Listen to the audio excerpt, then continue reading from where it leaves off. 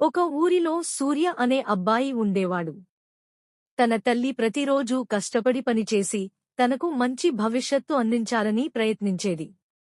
కాని సూర్యకు తల్లి కష్టం ఎప్పుడూ అర్థం కాలేదు. ఒకరోజు సూర్య తన స్నేహితులతో ఆడుతుండగా తల్లి వచ్చి, "సూర్యా, కాసేపు ఆగు, నేను పని చేయాలి" అని చెప్పింది.